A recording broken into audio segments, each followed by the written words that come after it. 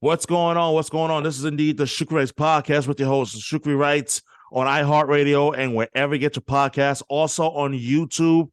Glad you're able to check out this new episode as I'm excited because I'm doing something that I don't normally do. The last sports media personality that I can recall that I had from Toronto on the podcast was a good friend of mine, Nick Alberga, who's doing fantastic stuff with Leafs Nation now, formerly of Sportsnet. But today, I have Wesley Cheng of TSN Edge, who is a betting analyst and a betting expert. And betting just became legal in Massachusetts. So why not? But Wesley, what's going on, man? Like, I'm not trying to rub no dirt on your nose when it comes to the Raptors, but how are you doing these days, man? Hey, man, Shukri, appreciate you having me on, man. Like we said just before getting on this, it's an honor to come in, talk with somebody, not from the Toronto media market as well. As you talked about, I'm on TSN, man. We talk TSN sports. Like they joke about us out here. We're the sports network, Canada's leading sports network. But everybody knows we're Toronto sports network, so we eat shit from the rest of the country. So I'm gonna be repping Toronto a little hard here, but that's how it goes, man. It's funny because like I remember last year, it was last year. I was watching the trade deadline show, the NHL trade deadline show on TSN. I like to be able to watch both the TSN side as well as Sportsnet's coverage, see how they have similarities and differences and things like that. And my Canadian followers on Twitter, they were like, listen, TSN, Toronto Sportsnet. I'm like, oh, it's that deep up? Okay. Dang. Man. Yes, wow. Yeah, they give us a lot of flack for that, but it's the truth, man. That's what gets the numbers up, so they just follow the viewership, man. I get it. I know what the suits are doing. Oh man, it's like, you know what? And the thing that I'm learning now, especially in my journey in sports media, is controversy sells one way or the other. Like you got to be able to like stir the pot a little bit. Yeah, no, man. And like it's been quite a journey. And I want to learn about your journey because for sure, happy to, man. because like one thing that I've learned, especially in this grind in sports media, is that like minorities and people from the BIPOC community, they're far and few in media, and for sure, and especially when you're working in the realm that you're working in sports betting, it's really amazing to see someone like you, as accomplished as you are, and the content that you've produced and the appearances that you've made on TSN Sports Center, talk about sports betting and when it comes to like the Raptors and so forth. So first question, how did you get your interest in both sports and especially sports betting as well? Yeah. Well, I mean, I'm sure similar to yourself. Like I just grew up watching sports. You know what I mean? Like it's just childhood stuff, right? So from childhood, was always a sports fan, played sports fan, like, everything I did growing up would relate back to sports. But I actually didn't start going to school for sports journalism. Like I have a regular business degree. So like I don't know how many of your listeners know who I am, but like I'm first gen Canadian. You know what I mean? Like my parents were, you know what I mean? Like my parents were immigrant, like, you know what I mean? Immigrant families. So when they came to Canada, like most immigrant families, not a whole lot of money, right? So like the way we were raised growing up, it's like, yo, go get a real job. You know what I'm saying? You know what I mean? Like get a real job, financial security, you know what I mean? Achieve financial security. So like for me, my process through my 20s, get a business job, be a suit, really do something that's like secure. And it was only until I really had myself established professionally through that part of my career where, like as I was turning 30, I had a chance to really reevaluate what I wanted to achieve in life. And sports journalism was always something I wanted to do from day one, just never had the courage to do it. So I was in a position to as I was older, but I couldn't do it when I was like a teenager, right? Like it's just financially, it wasn't a smart move. right? Like, I think you know how difficult the grind is in the sports media world. You know, few and far between to really get through. A lot of people have come up to me now that I'm in this role asking like, oh, how'd you get through? Like, you know, what do I got to do to get to where you are? I'm like, hey, yo, you know, like the odds aren't good. You gotta grind. You know what I'm saying? Yo, you gotta grind. Mm-hmm. And you know what? For every successful person you see on air, there's probably like 9 to 10 people behind the scenes who are trying to do the same thing that don't make it, right? Mm-hmm. So for me to get here, like you said, a lot of grinding. I went back to school, and going back to school in your 30s, as hilarious as it is, it was a necessary part of my journey to get in front of the right people to have opportunities at some of these bigger media outlets. And just that's been the path for me. And that's how I ended up here at TSN. It's literally going through that directly through like a post-secondary program. And I think that in itself is amazing when you talk about going back to school in your 30s to give yourself the opportunities and put yourself in front of the right people, because that goes hand in hand. And I think people in itself who aren't doing what we're doing don't really understand how difficult it truly is. Yeah. And it's interesting because, and I'm learning this even in my own path, and it's like, yo, I have people that are actually reaching out to me like, hey, I want to talk to you. I'm like, okay, like what's up? Like how did you get to like where you are, and how like and so forth. And it's like, you gotta be willing to grind and put yourself out there. If you're not, and if you're shy, if you're timid, and you're not willing to take chances on yourself, then like things are not going to happen. And I felt all of that when you said that. And what stands out to me is when you were talking about earlier in your life how you knew that this is something that you wanted to do, but you originally went to school for business and so forth. And yet you were told like, hey, go get a real job, and things of that and that nature. How much did that light a fire in you to prove the doubters, even though it's your own family, but to prove the doubters wrong, that, hey, you know, this is something I want to do, and it is a real job, and it is a real profession, and that I can not only make it, but also thrive in it as well? Look, man, if I never did this at all, like this entire career path, I don't think I'd be upset with the way my life went. I think it's just I'd regret, like, and I ask myself when I'm older, like, hey, could I have done this? So I'd have that lingering over me. But I think most of the people that will probably be listening, they don't necessarily work in the industry, right? They're probably digesting sports as, you know, their own personal entertainment satisfaction. To turn something that I consider a hobby and a passion of mine as, like, you know, just a sports fan, and to be able to take that into becoming my profession, that the satisfaction and the joy from that supersedes anything I probably would have done in a past life as a business professional. I can't describe how high of a high it feels to know how much work I've put in to put myself in a position where I have a chance to audition for an on-air, on-camera role, to have my content out there, and to have people who are in like decision-making positions actually see the value in my work and be willing to give me a platform to talk about this and do it for a living.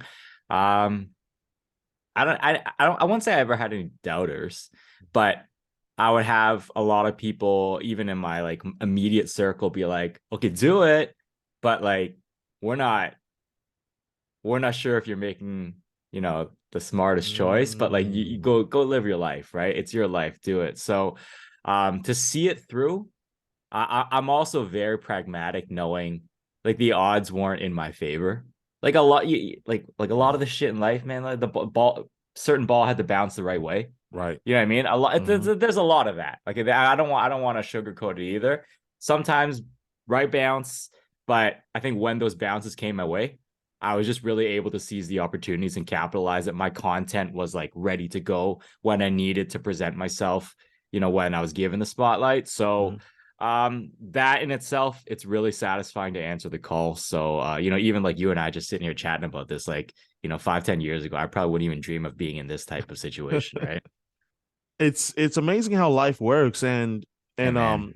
it really is. Like, it's, you mentioned like 5-10 years ago. Like, I think about even my own journey, in which 5 years ago I was at the beginning of my journey living here in Boston, and because like I'm from New York City originally, born and Yes, raised, but sir. what's interesting is that, and I've explained this to different people at a time, at times where I said, listen, like, I think the greatest thing that could have happened in all of this was a moment in time in the spring of 2012, when my father, who knew, like, for the longest of time, that this is what I want to do, get a work, get an opportunity to work in sports media full time, and like become a radio host and broadcaster, and so for all those things I do now.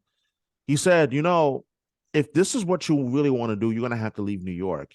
And at that time, for me, it was like a Interesting. 20-year-old college Yeah. student is Yeah. thinking, oh, I'm gonna stay in New York or New York metro area, and I'm gonna Yeah. try to like look for a job, blah blah blah blah blah. And when I heard that, I remember thinking, Hmm. this is different, but okay, I'm listening, because fathers tend to know, even though they may not like be directly in what we're doing, but they tend to know a little bit about life because they've lived life. Yeah. Yeah. Like, No, for sure. Right. yeah, and it's interesting at that time, because if you told me in April 2012 I was going to end up in Boston, I would have laughed at you and said, like, "Get out of my face! Get out of my face! Like, you wild!" Like, I wouldn't have believed it. I mean, truthfully, Boston was the last place I was even. It wasn't even in my conscience. It was like, Boston, the hell? But it's. Hey, man. Life takes you places, man. Like, I'm Facts. with you. I'm with you, man. That's I was very interested. I think it's awesome that you brought it up yourself. I was Yeah. very curious to. I don't know how many of your listeners already know your journey, but like, let's Oh, just do it again. Run it back for me, man. Like, sure. Absolutely. how did Boston end up being the spot instead of any other market outside of New York? Which is a phenomenal question. And Wesley, thank you for asking, because it's rare that any of my guests even ask that question. So I'm gonna just run it back for you. This starts in April of 2012, as I just mentioned. I just told you about the story Yeah. of my dad, who thankfully who's still very much alive and well. I think both my parents are. Um, he told me this advice, but at that time, I kid you not, and I'm getting goosebumps talking about this now. I didn't think Boston would even enter the Yeah. fray at Yeah. all. No, I'm I get it. thinking, I'm thinking maybe Chicago, Yeah. maybe. I'm like, okay. Fast forward 2 years later. Um, I am eating, and I'm going to show you exactly how amazing life works sometimes, and it's even through the bad. So fast forward almost 2 years later. This is like March 2014. Yeah. It's a Friday night in New York City, and I'm hungry. And I said, you know what? I'm going to go to Panera Bread and get me a broccoli and cheese bread soup. I'm You gotta do like, it. you got to. It's so freaking good. Like, I was like, I'm wanting. I gotta have it now. And I go and grab it. I post a photo of it on Instagram. I don't know if it's still on my Instagram, but I gotta go back and look for it. But it was there. Yeah. This woman, this girl that I knew at the time, who I hadn't seen at that point in about 4 years, she's like, "That's a shame, because we could be out on a date right now." I'm like, "Oh, word, okay, bet." So her and I, we talk in the DMs, we exchange numbers and whatnot, and that led to a start of a crazy freaking relationship. And Funny. we Panera Bread, man. Who would have knew? Who would have Panera knew? Bread Panera leads to Bread, some man. crazy things, Wesley. Like, and then fast forward to like late April, now early May. This is where the story really begins. Now, she tells me that she has ovarian cancer. Shit. And many of you may think like, oh, you're crazy. I'm like, no, I God is my witness in all this. I would not lie. I don't lie. I wouldn't lie to you. So she tells me she has ovarian cancer and that she's going up to Boston to get her ovaries removed at MGH Hospital, Mass General Hospital, for the local audience that knows what I'm talking about. So it was scheduled to be on the same day that my little sister was graduating from college. And I told her, listen, I'm not going to be able to make it that same day, but the very next day I'm there. Don't even worry about it. So next day comes, it's like the day after. I called her and said, listen, I'm about to board a megabus leaving New York City. I'm on my way. I'll be there about 4.5 hours. I'll see you soon. She turns around and she doesn't even answer the call. She texts me saying, I told you that I was leaving today. And I was like, yeah, but you didn't tell me what time. I told you I was also coming. Well, I already left the hospital. I'm like, what the hell? Like, now I'm on a bus. I already left. And I can't get off the bus. I can't tell the guy, hey, pull over. I gotta get off this bus. Yo, that's so awkward. Like, it was just like, what the hell? I was pissed off at first, but then I remember this. And then I remember this moment so clearly. About a few hours later, I wake up and something to wash over me. It was like, you're going to Boston for the first time. Why not make the most of it? And you turn what was a crappy situation to a positive. I was like, you know what? You're right. And I'll never forget the first time I saw the Boston skyline and going into South Station. And I remember my eyes were just wide open as a kid who was entering a whole new world that he ain't never seen before. And it was like, this is different. I don't know what it is about this city yet, but there's something different about this place. And I hop on locally we call it with the T, it's the subway, and then I make my way over to Kenmore to go to Fenway. I needed to like go and see the ballpark in person. So I stop inside of McDonald's first. I call my mom, let her know what happened, and let her know that I'm okay. And then I ask for directions at the McDonald's at Kenmore Square. If you know, you know. And I leave and I make a left and I see Fenway and I stood there for like a good moment. Like, I am a lifelong baseball fan, lifelong Yankee fan, and I've never seen Fenway Park in person unless it was on TV watching a national game or something. And I was just blown away. And I walked across what is now known as David Ortiz Bridge down to Lansdowne Street and walked down Lansdowne and then like made my way back over to what was formerly known as Yawkey Way at the time, now Jersey Street. And I remember thinking to myself, I only got a couple of hours left, but I will be coming back. I don't know when, but I will be coming back to visit. That was May of 2014. Fast forward to January of 2015. I'm back 8 months later visiting and so forth. And 2015 was the start of me visiting Boston a lot. And my closest friends would end up picking up on it. They're like, yo, shoot, why are you going to Boston all the time now? All of a sudden, you go there on vacations. Like, you think you want to go somewhere warm? I was like, nah, I want to go. I'm going up to Boston, man. I'm chilling. Well, you got a girlfriend up there? Like, nah, like, I just want to go up to Boston. You know what I mean? Like, so I started to fall in love with Boston, with the city, with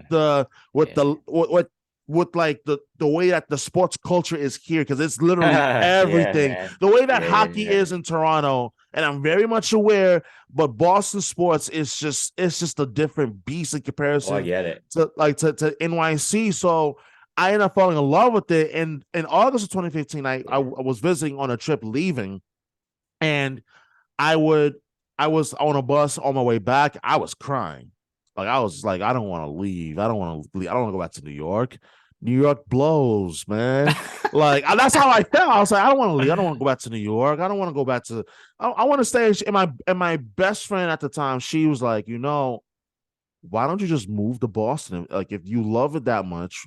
And that was the first time I ever had the idea of moving to Boston, and that's how it started. So it took me a year and a half.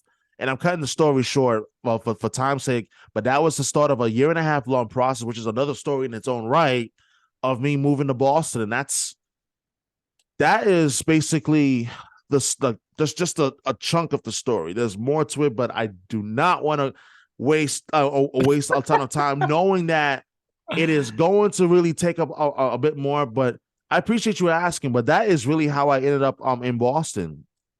Yeah, man. Look, that story about first time seeing Fenway, man. As a Toronto guy, it might sound weird saying it for me, but like same sentiment. When I Wow. first, you know, like when you first show up, you're just like, wow, this is it. Wow, this is the way Facts. people commute. This is how people commute here. This is what the walk is like to get in. Yep. This is the line you gotta wait. And just to walk, you know, like the thing with Toronto, right? Like Yeah. Sky Dome, okay? Mm. Sky Dome is what it's, you know, romantically called still. Yeah. Obviously like things built in the 80s, right? So Mm. not there's no history. There's no history the way there is with a place like Fenway, right? So I definitely was infatuated with that the first time I went there. And I think I spent more time walking around the building than Mm. actually like Yeah. sitting in the one time I had tickets for that game. Like I was like, oh, we can kind of see the game, what's going on. We get a feel, but like, yo, we gotta like take a few hours and drink in Like all the sights and soak, sound. Yeah, you just soak it gotta in. soak it all in, right? So yeah, Fenway, man, special place. That was definitely the first, like that was the same thing for me. First time I visited, that was the very first place I went to check out. So that story resonates, man. Even to this day, I still I get goosebumps because I remember that time period so vividly, Yeah. and even then, and even as I said, like there is a lot more, like, but because of time limitation, I only got like a 40 minute limit. Not trying to shortchange you by any stretch of the imagination, but it's a 40-minute limit, and I don't want to Yes, waste sir. any bit of that time at all. So, I got you, man. but no, man, like when we talk about like taking chances and wanting to like pursue what you love, but doing it for a career, for a profession. Give people an understanding or an idea of just the kind of grit and determination that it takes, because I feel like that in itself doesn't always get talked about unless you hear it from a different perspective as to like, hey, why is sports media so competitive? Like you've done work and appearances on TSN 1050 in Toronto. You made apparent obviously make appearances on TSN on TV nationwide in Canada. What's some of the grit and determination that it took for you to get to where you are currently now? I mean, every step of the way, like wherever you go, school, whatever media company, whatever role you have, Mm-hmm. um, if you have a role, like if I'm very privileged. I have a chair on air to talk about sports. Mm-hmm. There are 50 people behind me literally praying for me to mess it all up. You know what I Mm-hmm. mean? Mm-hmm. That's a weird, like I've never experienced that in my life professionally. Thankfully, I've never, yeah. you know what I mean? But you know what I mean? Like Yes. I don't think most people who work non-sports media jobs have that type of pressure from behind. I'm not trying to over exaggerate. I think I can probably It's count real. 50 people would probably be cool with me messing it up, having to give up my chair so that someone else can audition. That Mm. I don't know what other world that's kind of what it is once you have a job. Yeah. You know what I'm saying? So that pressure is really it's very real. I feel it every day. And I think using that, like, so some people might let that like screw them up and not do the job proper. For me, I think it just fuels me to work harder. Mm. But I think it's because of that, and my willingness to keep staying like one step ahead. I think that's probably what has allowed me to kind of thrive in doing what I'm doing. But that's probably the most topical part of the grind. I think people don't understand happens is like even within my own company, you don't know how many people are kind of like secretly like, hey, we'll just let this edit, you know, fall through because he's the one saying the words, not me. Mm-hmm. You know what I'm saying? Yeah. So they're like, oh, just let him say it. He'll figure it out. If not, then he'll just say it on air. It's cool. But you know what I mean? Mm. That shit happens, man. Wow. Yeah, man. Yeah, it is absolutely real. We talk about how like when you're in the position, there are others that are behind you are like, listen, like I'm just waiting for my chance. You know, I just gotta stay ready. But that is very much real, especially in sports media. But I want to talk on sports betting while we still have the time. Yeah. And one thing that when I look at the NBA playoffs, which is about to start, and the NBA regular season It's about to come to an end actually this weekend. Mm-hmm. What are your thoughts on the Toronto Raptors like season in itself? Because I've saw like some rumblings out of Toronto that there are fans that are frustrated with Nick Nurse and the way things have gone and whatnot. Like, give me some like meat to the bone on this story. Like, what's going on? Like, I thought he had a bit more of a grace, given that I know it was 4 years ago, but he was a big reason why the Raptors won their first NBA title. Yeah, so there you go. I think it's like that 4 years of grace is starting to wear off for Masai, the GM, for Nick Nurse, the coach, even for the players that are part of the championship run. This is the first season for the Raps where it's kind of been under expectations. So the bubble's the one exception because they were playing the season after the bubble because they're playing in Tampa all year for home games. That's kind of whatever, man. Mm-hmm. So that's a whatever season. But this year's the first like home season where they've underachieved. And then at the trade deadline, everyone was expecting the Raptors to be big sellers. So then the Raps actually went and did the exact opposite. They bought low on Jakob Poeltl. They brought him back to the team. And I think a lot of the fans suddenly got very antsy about that. They're like, hey, look, all the news outlets, ESPN, Bleacher Report, everyone's saying like Toronto's big time sellers at the deadline, and they went the opposite way. So it was kind of like, okay, the whole fan base was expecting you guys to blow it up. You didn't blow it up. You brought you didn't just bring all the core guys back. You added a dude to try to make a run. It's like, let's make a run. Look where they sit. They're ninth. They're ninth, man. You know what I mean? Yeah. It's like, oh, so what? We're going to win a play-in game so we can get swept by Boston? Great. Like what was but you know what I mean? Like, what was the point of all that for? Why didn't we just sell at the deadline? So I think the fan base really does feel that way. But you know, like, Boston, I'm sure feels this way as an entire sports culture. Mm-hmm. The moment you start losing, winning, everybody's happy, right? Of course. Mm-hmm. Nothing wrong. Oh, rainbows, butterflies. The moment any negativity starts coming through, man, everybody starts asking questions. That's what's just happening right now for the Patriots, Raps, right? Beautiful example. Yeah, man. Mm-hmm. Everybody, he can't do this. Oh, we gotta blow it up. Oh, are we sure these guys know how to do their job? Like everybody starts questioning everything. So that's just what's going down for the Raps right now, right? And it's I get why it's happening. But you just gotta sometimes, you gotta trust the process. And some people, fans are impatient, man. They want results immediately. Speaking of results immediately, the Toronto Maple Leafs, they clinched, and I know hockey isn't your thing, but just give me a little bit of a soft one here. The Maple Leafs, they clinched home ice last night. Yeah. In their overtime loss to the Boston Bruins. That is just a train that no team can stop right now. Let's just be honest. Yeah. No, trust me, everybody knows that. But they have home ice advantage against the Tampa Bay Lightning, who they played last year and lost in that heartbreaking Game 7. I'm going to say a name that I know is going to sound like a curse word to the Maple Leafs fans up north, Nick Paul. In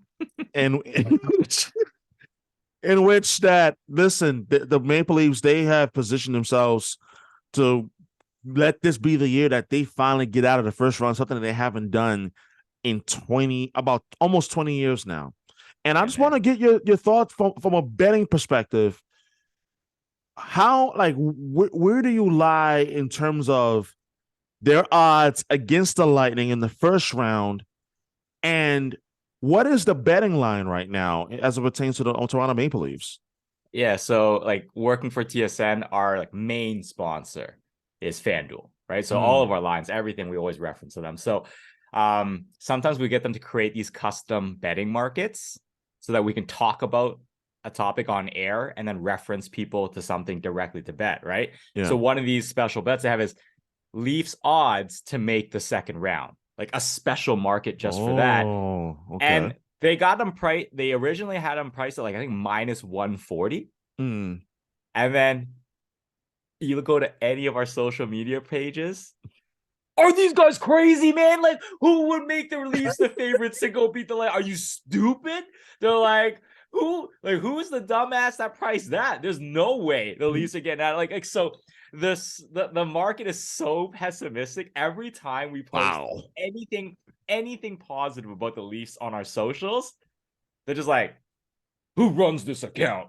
Who's the one posting this? Like, do they not realize this is the Leafs? And just like everybody just gets so angry. You know, you talking about earlier, like controversy sells, Yeah. right? Mm-hmm. So every time we do that, it's just people being angry, like, oh yeah, okay. Let's talk more about the Leafs. But yeah, sure. Sure, this is the year they're gonna get out of the first round. Yeah, let's see that. I'll bet on that.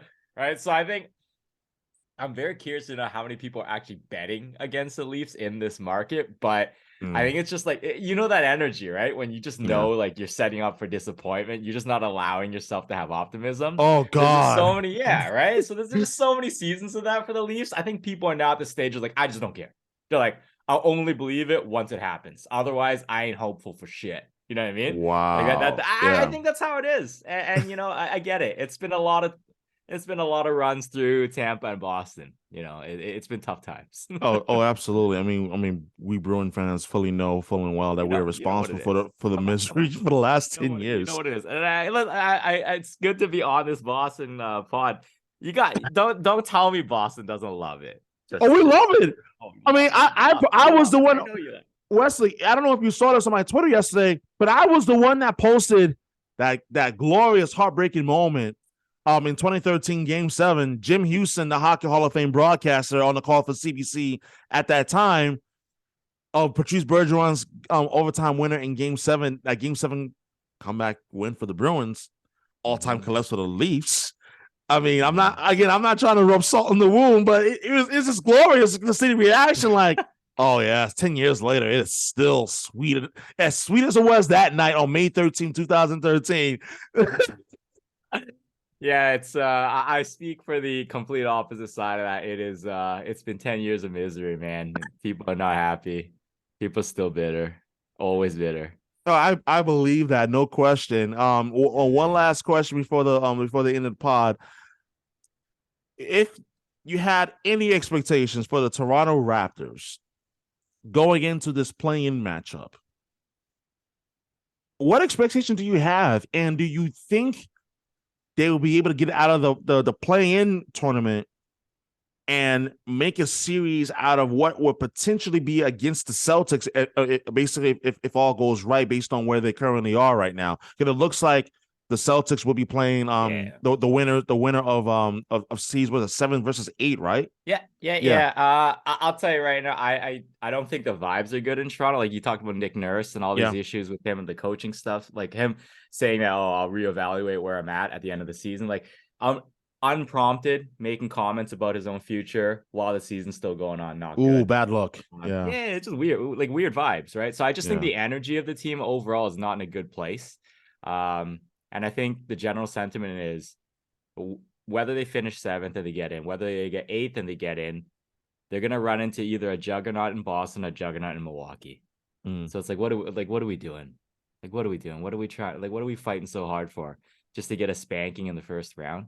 And that's the truth, right? Yeah. Like, this it's a very unlikely road that either you guys or Milwaukee gonna be upset by us. So I don't think the outlook's good for the Raps, as pessimistic as that sounds. So we'll cross fingers. But like a true Toronto Leafs fan, not gonna get my hopes up, man. But which is 100% fair. It's been an absolute blast and an honor to have you on the podcast. Wesley Cheng, betting analyst and betting extraordinaire for TSN Edge. Check out his work on TSN and follow him on Twitter. Like, drop your hand over quick. Yeah, man. Yeah, Cheng Wesley, Cheng Wesley, Cheng Wesley, and you can find me on Twitter. All my TSN stuff's there, man. Appreciate you having me on, Shukri, man. Seriously, my pleasure. Thank you for coming on the podcast.